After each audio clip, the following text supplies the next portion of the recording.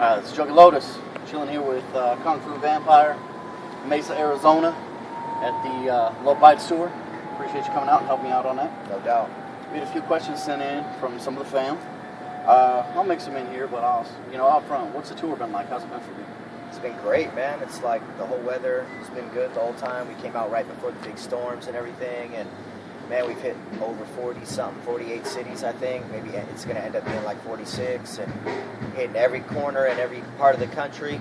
It's cool, man, because I booked the whole tour myself, so I got to know all the promoters and bookers and all the great people involved and all the openers and everything. It's just been a lot of work, and now we're seeing the fruits of the labor. Of course, man. And I know we missed you down in Tucson. You guys down there couldn't make it up here, but definitely wanted to check you out. I got a question actually from a guy in Canada. He says he just checked you out recently, just got into your music, wasn't sure about your fan base up in Canada, but wanted to know, this is for Greg, by the way, in Brenton, Nova Scotia. Want to know if you'd ever go to Canada, do a tour up there. Man, we've been getting asked to do Canada for a couple years now. The answer is yes. We don't have anything in stone yet, but it will happen. It is going to happen. Canada, we love you. We love how you talk. We love how you respect and love music. And we love how you say park the car. I don't know if you do that, actually. They do on Trailer Park Boys, and they're from Nova Scotia. Right. Barbecue. They say barbecue. Barbecue, of course, barbecue. Yeah, Canada, we're coming. We're coming. I've been checking out Low Bites, man, for a couple weeks now, and I can say, like, the Spanish influence you threw on that album, like, completely added flavor. Like, there's 2 tracks that have that dope, guitar in the back. Yeah. One's more like calypso. Yeah. And one's like westerny. Right. Yeah, man. That's something like I've never heard on a rap album. I mean, I know you have some Latin in your background a little bit. We're like, on this album, there was no restraints. So whatever we felt like doing, the music that was submitted, the music that we created, we basically just, whatever was feeling really good, that's what we did. Can you hear transactions in the background? Sound checking. I'm not even at my own sound check right now. That's how important Fago lovers and the whole Juggalo community are. I'd rather do this interview than sound check. Nice. That was my next question, actually, about the family, man. First time I checked you out was Oklahoma City Slaughterhouse tour. Oh, that was crazy. I remember you walking up to me and my boy Jay. We were in the Jersey line. You were like, yo, what's up, guys? I didn't know who you were, man, at the time. Yeah. We were like, yeah, what's going on? You talked for us for a few minutes and bounced. Then I saw you on stage, and I was like, whoa, wait a second, Yeah. Was that tour really what introduced you to the family? I mean, that's the first time I've heard about you up to that. I mean, it was a really big tour, lots of dates, big crowds, big groups of people. The fans instantly loved us, and the people who didn't love us made sure we knew, which was like 4 people in the whole country that were real, verbal about it, like, and they happened to be rappers, How coincidental is that? All you hating ass rappers, when you hate on me for doing something that you want to do, it doesn't help you out at all. You know what I mean? Like, it only hurts you. You got to show people love all the time. Show people love and positivity. Work hard, and that's where you get to when you're standing right here with me. You know what I mean? Like, and dudes like that are out there doing it. You got to show them love. So it wasn't my first time. Actually, I toured with Esham first. We had put together some Cali dates for Esham back in 2009, and then I did some dates with Mars and Project Born. We did a tour, but the Twisted tour, they saw my video, they loved it, they hit me up, asked me to come out, and that's when I really got to engulf and embrace and feel the entire realm of the Juggalo family, and of course I love it. Right, of course. And I can tell you, man, you've absorbed so many fans, it's unbelievable around here. Next question, we'll go from a Juggalo. He wants to know if you're a gamer, and if you are, PS3, Xbox, what do you play? And if there's ever going to be a KFV clothing line coming out. Well, if you notice our merch, like, we're constantly doing new merch and, trying to create really cool designs. So the clothing line is a big yes. Something different about Kung Fu Vampire than most people is I'm creating a subculture, like my own culture of stuff that I think is cool and things that I think like my fans and my family and Juggalos that like Kung Fu Vampire would be into. Whether it's, I'm the only one who really wears like the really long spike, which I'm not wearing today because it gets in the way on the mic, and I lost it after 14 years. That same spike that you guys see me with, I lost it third to last show on the Underground Rebels tour with Potluck. I lost that, and since then, I've been rocking this. Yo, come on over. Oh, we got a special guest walking up real quick. But yeah, so yes on the clothing line. And then the number 2 question is, I didn't play video games for 10 years until I got a PS3. Look who it is. Let's just take a break from the interview. It's my boy Twisted Insane. How you doing? Twisted Insane, Worldwide Chopper. Doing an interview for Fago Lovers. Oh man, you doing the Fago Lovers? Yeah. Oh man, I be all on Fago Lovers. You know what He is a Fago lover. Yeah, you already know what it is. I went to Twisted's house. He had Fago in the fridge. I'm all over Fago Lovers right now. You know, I be fucking with Ian, man. I'm Fago Lovers. Big Ian. Big Ian, that's the homie. Sure. He used to be Medium Ian. Yeah, he did. Yeah. That's what I told him. He's Medium. I love Ian, man. That guy's cool as hell. Scotty D, Ian, we know we love you. Shout out to Fago Lovers. We love Fago Lovers. Twisted Insane loves Fago Lovers. Yes. Yeah, what up, man? Man, I'm out here. I'm in your city, bro. This ain't, I live here. It's kind of your city. Yeah.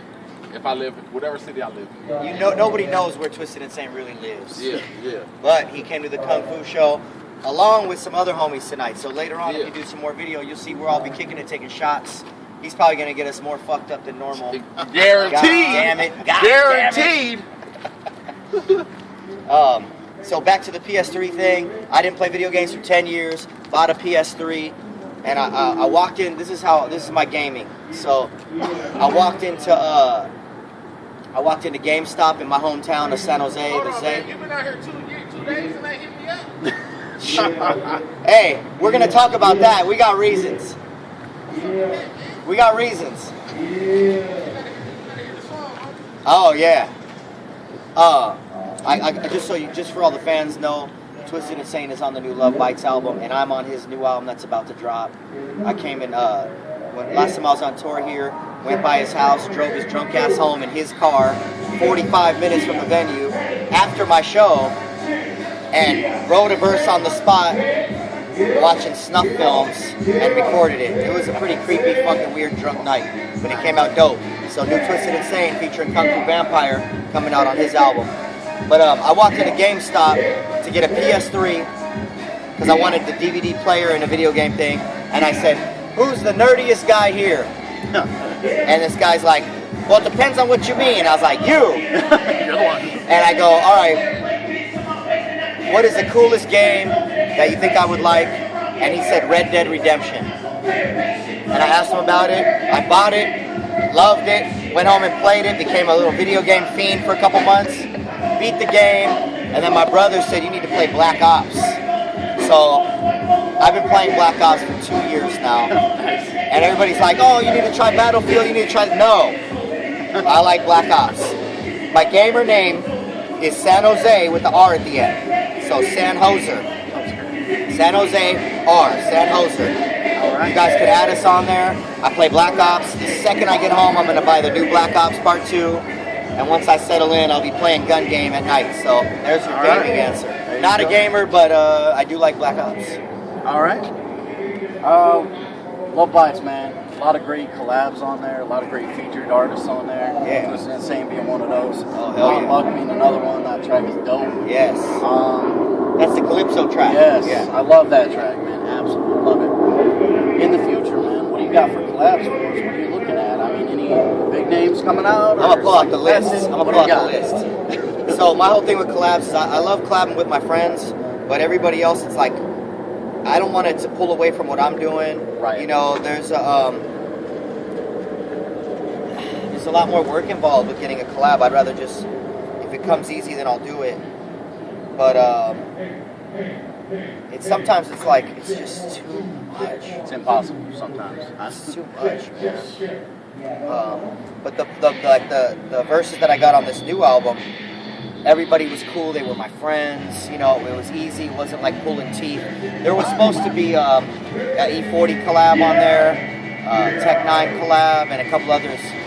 They just didn't happen. They're busy touring and stuff, and I don't want to hold up projects for the fans or for myself anymore. You know what I mean? Right. But here's a list of people that I want to collab with on the next album. You good? She's got, by the way, she has bunny ears. Yeah, rabbit she's got her ears. little kitty ears tonight. All right, next album, I'm trying to get Rob Zombie, Twisted, Ice-T, Cypress Hill, Childish Gambino, Brother Lynchong will probably be on it for sure. D. Antwoord, Outkast, Busta Rhymes, and I want to get Bam Margera, and I want to get my boy Joe Rogan to talk on the album. Joe Rogan. So those are the people I want to get on the record. Nice. Of course, Tech and I have a long-awaited collabo, but I'm not going to cross my fingers because he's a busy man. He is a busy guy. And there'll be a couple other special ones that I've already done that you don't get to hear about till it's done. So. All right. But yeah, we're hoping for some Rob Zombie, Ice-T, Cypress Hill, Twisted. That would be dope. Yeah, those are by far on my list of favorites. Man, Rob Zombie. Oh, of course, man. Cool. All right, coming from San Jose. I'm a West Coast. I'm from Denver. You know, we bumped West Coast when I was younger. Yeah. Influence in hip hop. You mentioned Ice-T. I mean, he was big coming out of the East Coast. Yeah. What are your West Coast influences? Who brought Kung Fu Vampire into hip hop from West Coast? Man, I would say number one is the DOC. No one can do it better. That album, that guy, the DOC, is amazing. NWA, early Ice Cube, Ice-T, of course. Above the Law, which, as you guys know, Big Hutch, aka 187, right? Yep, 187. Yeah, man, I used to love Above the Law. DJ Quick, AMG, and Digital Underground. Those are like, that's what I like. I like all those groups, and I still like them today, so. Have you heard 187's new album? Nah, I haven't Only heard Solution any, just came nothing out. on Psychopathic of his I've heard yet. It's not bad. He covered a lot of psychopathic beats. We actually played with him, we did a couple Dark Lotus dates a little over a year ago, and he was on the tour. We played with him, and I didn't really get to catch it either, so I got to catch up on my Big Hutch. Yeah, it's definitely a dope album. I mean, a lot of people are giving him crap because it's West Coast gangster. I mean, that's how we do, but yeah. Coming with the new album, like you say, you got a lot of different sounds. The Deconstructing was the evolution. It wasn't the same. Like, a lot of the previous ones had kind of a similar tone across the album. This new one is a very roller coaster, up and down. Like you say, you got a calypso beat next to a horrorcore beat. Man, and a funk. East That Mars Coast, track, lyrical funk stuff, Yeah. gangster stuff. Was that intentional, or did it Well, just kind of happen? If you listen to all my albums over the years for the past decade and a half, they all have different flavors within each album, and I think Dead Sexy has some different flavors, but I think the one thing that we're known for, that I'd like to be known for, is being diverse and having just a crazy way of changing my voice on songs. Right. And so you hear that a lot on Love Bites, whereas Dead Sexy, you didn't hear it as much, but this album you really can tell, like, okay, he's all over the place. Like, people say their stuff's different styles, like we really are a bunch of different styles. So. Right, of course. With your new album, Kim's Tour, Dead Sexy, like I said, hot album coming out. The Mars track On Love Bites. on Love Bites Yeah. sets apart. I mean, I've talked to Mars, worked with Mars a lot. He does a couple tracks with one of my artists. Yeah. Love working with the guy. I think he's pretty excited to be on that track because he loves the funk. that you know what I track mean? was great. And man. that track was produced by my buddies Will Rock, Tebow, and their group called Vicious Groove. Okay. And it's all live. It's just a completely live track. Live bass, guitar, drums, singing, keyboards, everything is live. And those guys are from the funk era. They're not dudes in their 20s and 30s. They're dudes Right. in their 50s. And they're from the funk era. A little fun fact is my dude Tebow and Will Rock, who produced that track, they were in a group called the World Class Wrecking Crew, which was from the 80s. It was the first group Dr. Dre was ever in, and he was a dancer in that group. So it's kind of a little crazy history. You know what I mean? With I forgot my question. He's very nervous. I'm very nervous, man. You make me nervous. I don't know why. He's a big fan. I am. When you get back to Cali, what's the next plan for tour? Are you going to start hitting another one? You going to do another album? Man, here is something we haven't discussed yet to the public. So all the juggalos, all the fans, all the fang bangers, whatever the fuck you Fago want to Lover call exclusive. yourself. This is Fago Lover exclusive. Darren Bousman, who is the director of the Saw series, Repo the Genetic Opera, 11-11-11, Devil's Carnival. He is going to be directing my next video, along with some friends of mine, Element 151 from the San Jose area and LA area.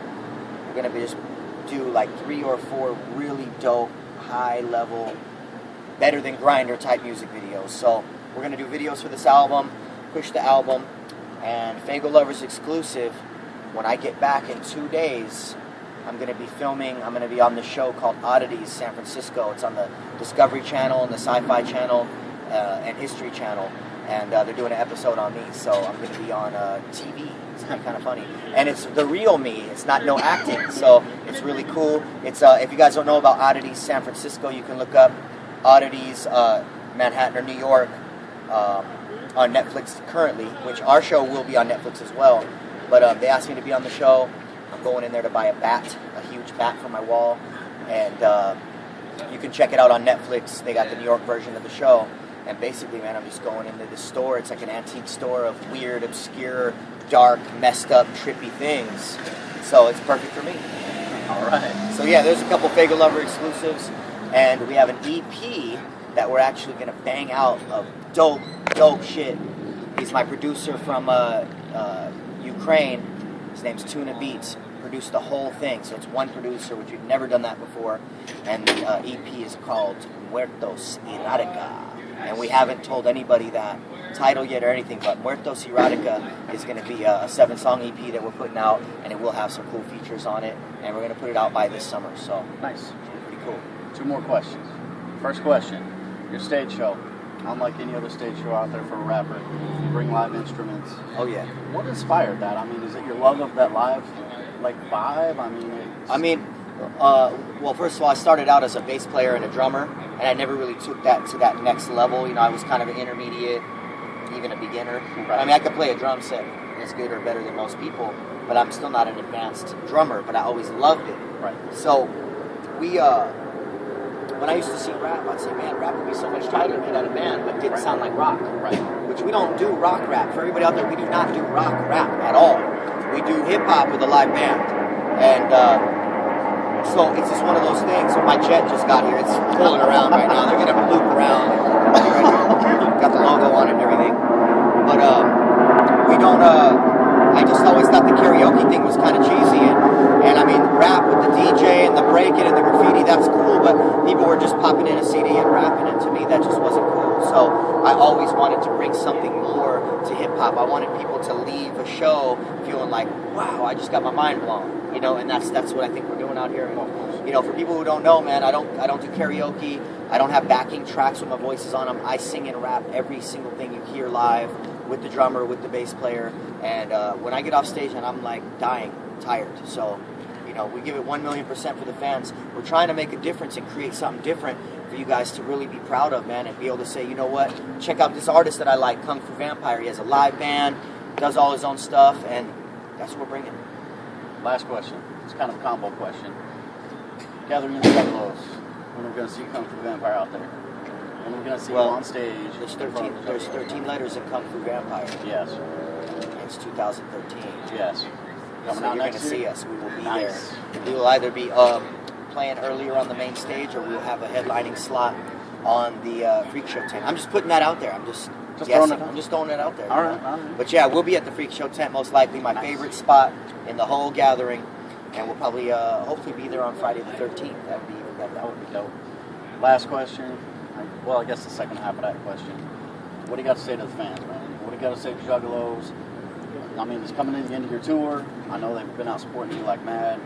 And what do you got to say, man? Basically, man, like, I know people have heard me say this in concert, but I'm saying it on film.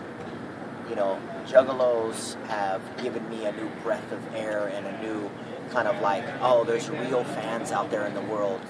You know what I mean? There's real people out there that support music, that still buy CDs. A lot of people tell me, oh, you should probably just go digital. And I said, man, I like a physical CD, and so do my fans. And so I really appreciate you guys, you know, still buying the CD and supporting us and getting the physical product and coming to the show and shaking our hands, because that stuff means a lot to me. And like, my whole thing, the reason why I do music is like 10 reasons. It's not one reason. So for me, it's going to new cities, meeting new people, seeing new scenery, rocking stages, having fun. It's a workout. It's mentally good. But the most important thing, Juggalos, don't ever let anybody tell you anything different than who you are. Like, if you feel a certain way, just be you. I've met doctors that are Juggalos. I've met, you know what I mean, race car driver. Just on this tour, I met a professional race car driver who's a Juggalo. I know bodybuilders. I know, you know, smart people that are Juggalos. I know people from the hood that are Juggalos. Juggalos are not a white thing, a black thing. There's black Juggalos, Mexican Juggalos. Our tour, we've had tons of native Juggalos. man, just stay peaceful, stay positive, stay out of the media unless it's positive, and fuck that whole FBI thing. That's ridiculous. You know Kung Fu Vampire loves you, and the Kung Fu Vampire team is your biggest ally. Just remember that. We're your allies, and because of your support, we will always have your back. That's it. Juggalotus out of here. Kung Fu Vampire, really appreciate you taking the time to spend with us. Thank you. Peace out.